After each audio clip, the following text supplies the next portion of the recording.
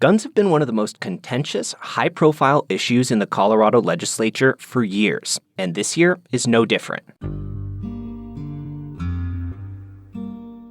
We can't go on like this, y'all. We need our lawmakers to wake up and show up for us, and that's exactly what we're here and we're going to make clear today. Because we can't afford to take no for an answer. Each time a new gun bill comes up for debate at the Colorado Capitol, the building fills with activists from both sides. Many of us have stood here before on these very steps, ready to knock on lawmakers' doors and demand change because the status quo is failing.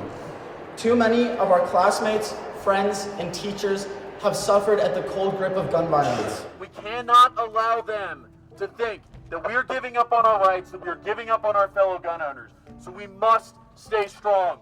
As Democrats have cemented their hold at the State House, they've gotten comfortable bringing new laws year after year. They've instituted a waiting period, raised the purchase age, and created a red flag law. But so far, there's been one thing they haven't gotten behind: taking whole categories of weapons off the market. Until now. This is for the next person who becomes disgruntled at work or is being led down a path by some ideology out there that none of us can understand. In 2025, lawmakers are considering whether to restrict guns with a key feature: firearms that many Coloradans are currently buying. As far as inventory, I would say for our long gun inventory, 60 to 75% of the guns we sell would be affected by this ban. It's a new approach that backers say takes on a feature that makes weapons more deadly in mass shootings, and opponents argue will make Colorado one of the most restrictive gun states in the nation. This is Purplish from CPR News and the Colorado Capital News Alliance, a show about Colorado politics, policy, and the 2025 state legislature. I'm Benta Birkeland, and with me on the show are Jesse Paul from the Colorado Sun. Thanks for having me. And Lucas Brady Woods from KUNC. Hey there. Colorado Democrats have done a lot on guns in recent years, but until now, it seemed like there was one thing they just weren't going to get fully behind: an assault weapons ban. Something like that has been introduced in the Colorado legislature in each of the past two sessions, and each time it failed. But this year, something's different. Lawmakers who want to restrict what they consider the most deadly weapons are tackling the issue in a new way. They're targeting just one feature they want to outlaw. That feature is detachable magazines, which make it easy to fire off a lot of bullets and then swiftly reload to fire off some more. Backers of the bill say they're just trying to enforce an existing Colorado law. The state already bans magazines that take more than 15 rounds, but that ban has never been effective. So they're changing their tactic. If they can't get rid of those magazines, they want stores to stop selling the guns that can use them. Detachable magazines are so common that limiting which types of guns can use them would make Colorado a national outlier when it comes to gun restrictions. On this episode, we're going to dive into the mechanics of the proposal and the mechanics of the weapons it targets, plus the shifting politics and why an idea that Democratic lawmakers rejected twice before now has a real chance of passing.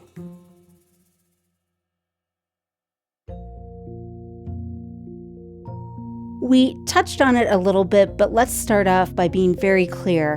When you say this bill would restrict the sale of guns that use detachable magazines, what type of guns are we talking about here? So maybe just to start off, for folks who don't know weapons or firearms that well, a detachable magazine basically is where you press a button and the magazine, which carries ammunition, slides out. You can pop another one back in. It's a very quick way to reload a weapon. This bill specifically would target semi-automatic rifles and shotguns that use detachable magazines, plus some pistols and handguns that also use them.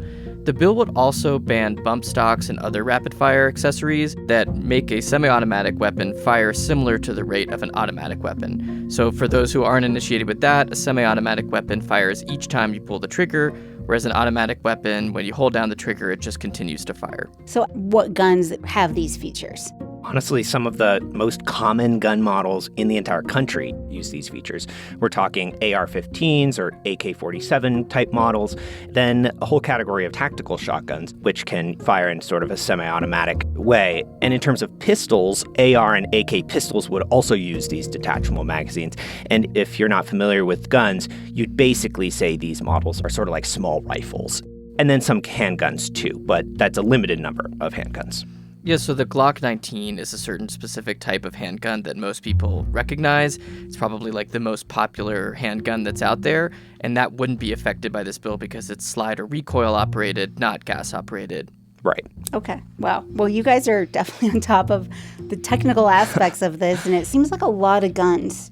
What percentage of the gun market do you think falls into these categories?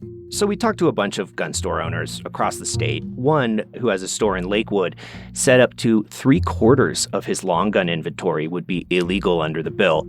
That Lakewood gun store owner is Brian Clark, who has owned Bristlecone Shooting, Training, and Retail Center for almost a decade. The Colorado legislature has definitely been making it much more difficult for dealers like ourselves who are dealing in a legal product, and they keep chipping away at our rights and our ability to make a living. I know we've heard before when there's been proposals, and we hear it from various industries that people say this will put us out of business, but I guess you're hearing from gun rights advocates that there is a very legitimate concern about that this session. Yeah, that's probably one of the biggest concerns from opponents of this bill, I would say. Although there are a lot of concerns, but that's definitely a big one. But it's important to note also that this would not affect guns that people already own. If people already own these models of the guns, they won't have to modify them or change them. They'll be legal. Right. So if you have an AR-15 in your closet with a detachable magazine, you're all good. This bill would not affect you. As we talk about these guns, Jesse, why do you think detachable magazines are just a feature of so many of them? Well, it just is night and day in terms of the ability to reload these weapons. So I've kind of described it as the difference between sitting in traffic on I-25 in rush hour or being in the Autobahn. And the Autobahn is the detachable magazine aspect of this. I've used a detachable magazine. You can insert it and take it out in a matter of seconds. If you don't have a detachable magazine, then you're talking about individually loading each bullet into a gun, and that can be kind of a cumbersome, slow process. But backers say that's exactly the point of this bill, to hamper mass shootings in particular.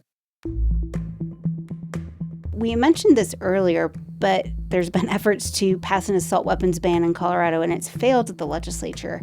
This proposal sounds an awful lot like an assault weapons ban. Yeah, it's really not that different. It actually is even more far-reaching, potentially, because it focuses on the detachable magazine. It will cover way more models because that's sort of a piece of equipment that's ubiquitous across guns and doesn't really try to classify assault weapons, which is not an easy thing to define. Right. Gun control advocates would use the term assault weapons. Gun rights advocates don't use that term at all. And again, there's like no uniform definition for it. You could look at two weapons and somebody might say that's an assault weapon, somebody might say it's not. And that's part of the reason why the laws in these states like California and New York that have so-called assault weapons bans are so much different than what Senate Bill 3 would do. So those states have laws that ban specific features of guns, like a pistol grip or a telescoping or folding stock, things that could be modified or got around. But all of these weapons have this same feature, which is the detachable magazine. That's what folks who are bringing this bill are really trying to target, because they know that's the thing that could tie all these weapons together, make it difficult to get around, and potentially have a further reaching effect. Jesse, let's say this becomes law and people can only get attached magazines. How hard would it be to make them unattached? Well, people are always creative, and so I'm sure there's a way to get around them, but it would be pretty difficult because the requirement in the bill says that basically these would have to be soldered on, welded on, or epoxied on. And the difference between Colorado's law and the assault weapons bans in these other states is they actually also prohibit detachable magazines, but what folks have done is create these conversion kits where you can effectively make a gun with a detachable magazine comply with those laws, but only temporarily. So basically, they can be removed by like a power tool. And you've actually seen instances where people have purchased assault weapons that are compliant in those states, changed the weapon, and then used it in a mass shooting with detachable magazines. So this is also trying to prevent that kind of situation from happening. And those compliant weapons in California, for example, would not be compliant here. Right.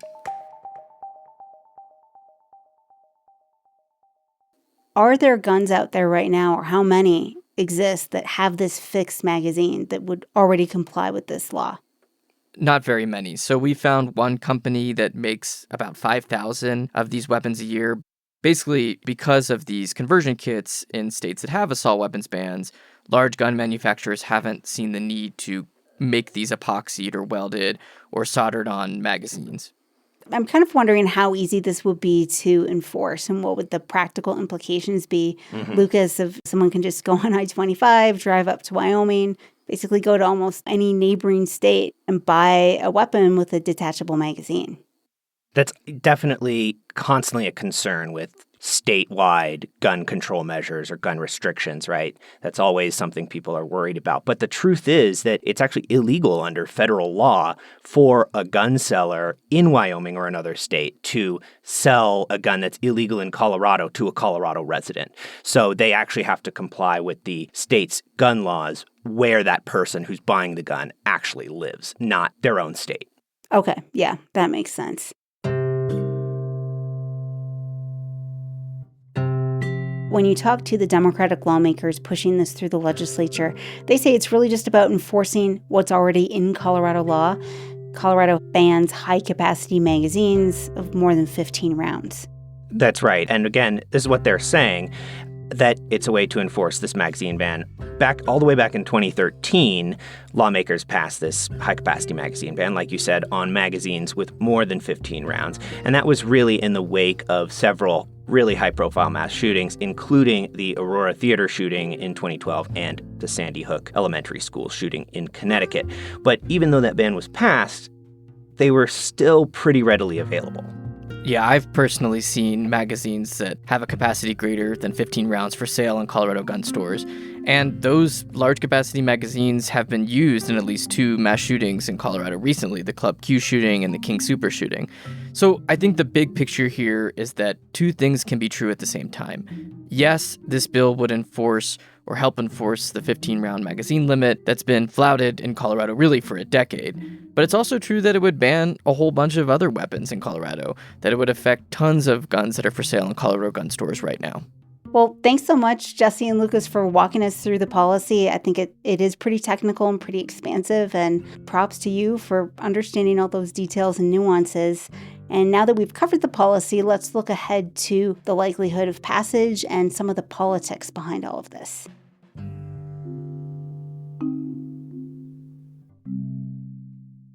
This is Purplish from CPR News and the Colorado Capital News Alliance. This is Purplish from CPR News and the Colorado Capital News Alliance. To look back at the last 2 sessions, Democratic progressive members introduced assault weapons bans, only to see those proposals fail at the State House. And I think throughout the press corps, most lawmakers knew that these bills had a very uphill battle. We didn't think they'd clear the legislature. That's right. What really stands out this legislative session is the proposal this year is not only more sweeping, but it already has a huge number of Democratic sponsors, enough that from its introduction on opening day, it looked like it could clear both legislative chambers. And as we all know, things can change at the Capitol from one day to the next. What do you think's so different about this year? Democrats don't even have as wide a majority as they did last session. So the big change this year is that Senate Bill 3 has the support of State Senator Tom Sullivan. In fact, he's actually one of the lead sponsors of the bill. And Senator Sullivan has a very personal connection to this issue. His son, Alex, was murdered in the 2012 Aurora movie theater shooting, and that really spurred him to take on this issue in the legislature. Sullivan has said he's been very open about the fact that his son Alex's death galvanized him to get into politics, especially when he saw for years that Democrats weren't passing any stricter gun laws at the State House. And I talked to him 4 years ago during another debate about gun policies, and he said he views part of his role at the State House to really make it impossible for other lawmakers in the chamber or people watching online to forget what he's personally gone through. 120 days out of the year, I'm going to be standing in front of them. I wear my son's jacket. I go up every other Friday and tell them, how many Fridays it's been since Alex and 11 others were murdered. Last Friday was the 452nd Friday since he was murdered. And that scares them, and it should. They makes them uncomfortable, and they should be very uncomfortable. What stands out about that conversation for me 4 years ago is that lawmakers at the time were considering introducing an assault weapons ban. But Tom Sullivan opposed that approach, and he has opposed it in previous years. What's been the big change between last year and this year? Well, this year, backers, including Sullivan, are really focused on the idea of this being about enforcement, not a ban. It really goes back to the idea that the gun industry had the chance for over a decade now to make the high-capacity magazine ban work, and they haven't. So now this is what Sullivan and other gun control advocates are left with. I think you got to keep in mind that Tom Sullivan has picked up some political savviness over the years. He's been doing this for a long time, pushing for tighter gun restrictions in states across the country, including Colorado. And the idea of an assault weapons ban just kind of invokes a certain animosity in gun rights groups. Calling this a detachable magazine bill, I think it's just politically advantageous for folks who are seeking tighter gun restrictions. Do you think that improves the chances for passage of just, I don't want to say more confusion, but certainly at the top of this episode, when you two went through all the technical aspects, like it is very detailed and technical, is there more confusion there about what this would do? I think so. So one of the state senators who was an original co-sponsor of the bill, Mark Snyder, a Manitou Springs Democrat, comes from a more moderate district. He was signed onto this bill, and I talked to him, and he said, that was a mistake. I didn't realize what this bill does. There's no way that I could actually vote for it when it comes up on the Senate floor. And I'm kind of hearing some things from some others that maybe we didn't totally understand what we were signing up for. But, once you attach your name to something, it's kind of hard to pull it back. And I think that this messaging was so powerful that it confused people even in the legislature. And it's something that is going to maybe work to the detriment of this measure as it moves forward.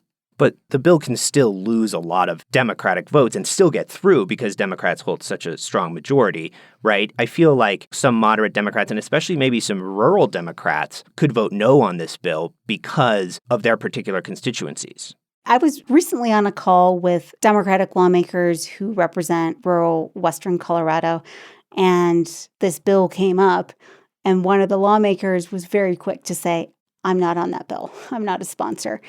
Didn't say how they'd vote, and the conversation quickly moved on to something else, but I noted that moment because a lot of people in rural Colorado are not happy with this bill. So I feel like we could have a special segment in every Purplish episode now, the What Would Polis Do segment. But I really do want to know what you two in your reporting are hearing from the governor's office about this proposal. So the governor has expressed his skepticism in the past about assault weapons bans or bills that would ban specific weapons in the state. In an interview with the Colorado Sun last month, he didn't seem too jazzed on Senate Bill 3. I'm not entirely sure why the legislature wants to play around with different gun models, but to me, I would start with the guns that are used in crime. And as I said, they're often stolen guns. If there's other attributes those guns have in common, I would be very interested in getting them out of the hands of criminals. You kind of have to be a Jared Polis whisperer here to understand what he's saying. And Jesse, are you a designated Jared Polis whisperer? I think he is, actually. I have that bumper sticker on my car. He's not all out rejecting this measure, and that's important. He said that the only red line he has for gun bills is taking away what people already own. And we already know, we've talked about it, this doesn't do that. But I asked him flat out, would you sign or veto this bill if it gets to your desk as it was written, as it was introduced? And here's what he said. Again, I want to make sure it doesn't interfere with legal law-abiding gun owners in our state for hunting, for home defense, for sport, and we'll certainly bring those values to the table as the discussions continue. And we've been checking in with the governor ever since on where he stands on this. They're not really willing to give more information on his views, but we're also seeing him potentially throw up some roadblocks. And listening to that tape from your interview with him, Jesse, when he says he doesn't want to interfere with law-abiding gun owners for hunting, for home defense, certainly a lot of opponents for this bill are going to say it directly interferes with self-defense. a lot of different perspectives here. I know he hasn't said, I'm not going to sign it, but he seems cool to it, at least from the interview. Yeah, I think that's a fair interpretation. And believe me, we've been trying to get more information from him on where he stands on this. And I'll just read you a text here on my phone with the broken screen because someone drove over it. The governor continues to review this bill as it moves through the process and changes. So I don't think he could get more vague than that. I think with something like this, there's so many variables. We mentioned that as introduced, when you looked at the sponsors, it's like, oh, this could pass. Already one sponsor has dropped off. There's just so many moving parts and so many pressure points, and I think a lot of opposition. And of course, on a bill this big and an issue this controversial, there are really no sure things. It's still got a ways to go, a bunch of votes that it still has to face, and then of course the governor's desk. So again, no sure things with something like this.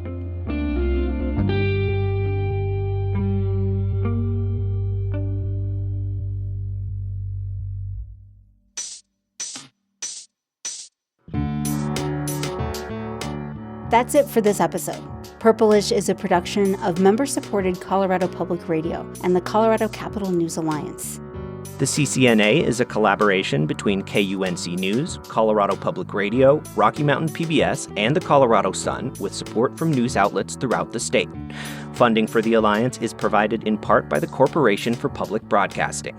I'm Lucas Brady Woods. I'm Jesse Paul. And I'm Benta Birkland. This episode was edited by Joe Erickson and Megan Verlee and produced by Shane Rumsey. Purplish will be back in your feeds next week. Subscribe now so you don't miss an episode.